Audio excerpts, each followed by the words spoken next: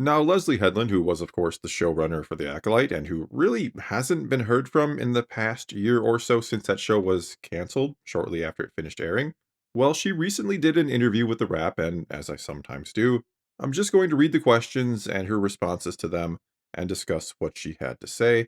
And there is at least one interesting point that she does make in here, which I'll be rather curious to hear or read what others think about it as well. Anyway, we're just going to jump right in, and it starts with her talking about how doing the Acolyte was always going to be a major risk, with her saying, it was a new part of the timeline, it was all new characters, it was part of the lore where you couldn't use a stormtrooper, you didn't have the reference of the politics and war that Tony Gilroy had brilliantly exploited in such a genius way in Andor. But all that iconography and all those visual references are original trilogy references, and our references were the High Republic novels and the Publishing Initiative, and then the prequels, specifically with the lightsabers. And I get where she's coming from. I would certainly say the original trilogy iconography is the most popular iconography in Star Wars, that Darth Vader, Yoda, Luke Skywalker, whether you like to hear it or not, prequel lovers, and I'm a prequel lover myself, but that is greater than the iconography of the prequel trilogy. I'm not saying prequel stuff doesn't sell. I'm not saying there's no love for it. Again, I love the prequels. But if I had to pick one or the other, I would pick Darth Vader and Yoda and that sort of stuff over anything from the prequels if I were in marketing and trying to sell something. Now, that said, Tony Gilroy didn't get to use a lot of the stuff I just mentioned. There's no Darth Vader in Andor. There are no lightsabers in Andor, and that's what she said she got to use. And again, if I'm in marketing and I had to pick between, say, Stormtroopers and Mon Mothma and Cassian Andor from the movie that came out a few years ago, or 10 years ago at this point, if I had to pick between that and, say, Jedis wielding lightsabers, just random Jedi that nobody knew before, I'm probably picking the Jedi and the lightsabers. I would say the most iconic thing in Star Wars is the lightsaber. If we're not talking specific characters, again, like Vader. And I even talked about it in the lead up to the show in my videos that, hey, there's lightsabers in the trailer. And I think people, whether they know anything about the High Republic or this era or these characters, I think lightsabers get people to watch Star Wars or lightsaber battles at least too. I thought that was going to be an advantage for the show. I thought that might get a lot of people to actually watch it over something like Andor, where, again, there's stormtroopers. Absolutely. People know stormtroopers. People want to watch stormtroopers. But again, I wouldn't say that Andor had a huge advantage in the iconography department when you got to use Jedi wielding lightsabers. Yes, they're no-name Jedis, but what are no-name stormtroopers other than just stormtroopers? All right, she was then asked about all the online hate for the show and had this to say. I was not online. However, I am a Star Wars fan, which means I have always been since the launch of YouTube, part of the Star Wars recap, criticism, lionization, fandom community. These guys I've known for years and years, so when I got the information from others about what the weather report was, there was this real concern from friends of mine or coworkers of mine that saddened me. I also was like, I know who these guys are. You don't have to tell me who's talking about it or how bad it is online. I know exactly who they are. I supported them on Patreon. There are some of them that I respect, and there are some of them that I think are absolutely snake oil salesmen, just opportunists. Then, of course, there are the fascists and racists. So it runs a gambit. It isn't just one thing or the other. All right, so she's saying here that she has been a part of the online Star Wars fandom community since pretty much the launch of YouTube, which has been quite a while now, and that she has even been a patron of some Star Wars YouTubers. I'm very curious which ones.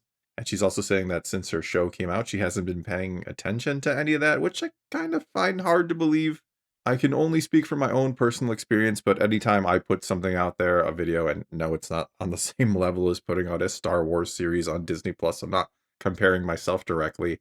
But personally, anytime I put something out there, especially something creative like one of my fan fictions, I am very, very curious to read the responses, even if they're not positive. I just want to know what people are saying. I want to know what people like and what they don't like so I can potentially improve in the future.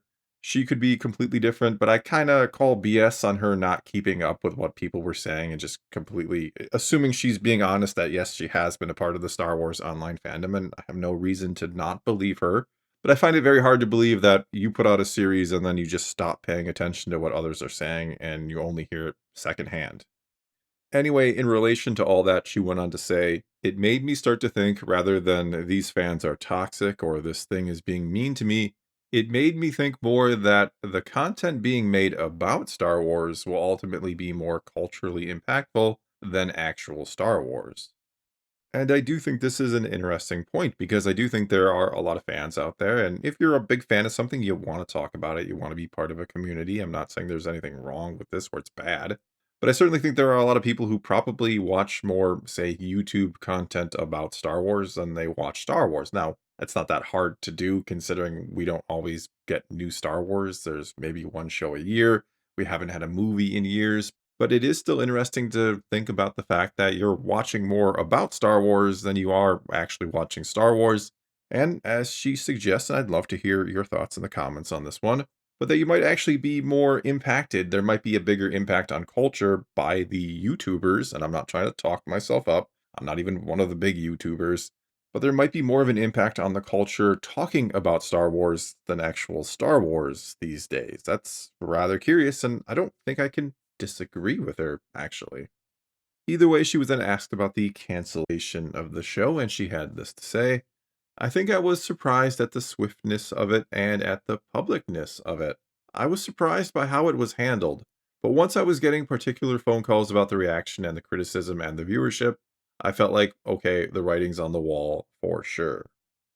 And I gotta say, I was also surprised by the cancellation of the show. Not that it got canceled, I should say, but that it was announced that it was canceled, considering there have been other Star Wars shows that haven't done so well that we didn't hear were being canceled. An example is Skeleton Crew. Now, I liked Skeleton Crew. I thought it was a really good show. I recommend it. If you haven't checked it out, give it a chance. That said, the viewership was pretty bad. It was probably even worse than The Acolyte. And yet, it wasn't like a couple weeks after the show wrapped up, they announced it was canceled. In fact, some of the creators were talking about what we would do with a season two if we get it. Whereas The Acolyte, I think it was 2 weeks after it finished airing, they announced, Disney came out and announced, we're not doing any more of this. Now, again, I don't think that was a surprise that it wasn't going to get a second season. I think it was a little bit of a surprise that they actually said it wasn't going to get a second season. And I do wonder if Disney thought, well, the reaction to it was so bad, so many people seem to really, really hate this, that we want to go out of our way to say we're not doing this again to kind of assure them we're not doing more of this, that we want to pivot away from this so that, you don't cancel your Disney Plus subscription or give up all hope for Star Wars in the future. I don't know, it was kind of peculiar that they came out and announced the cancellation, and the only reason I can think is what I just said.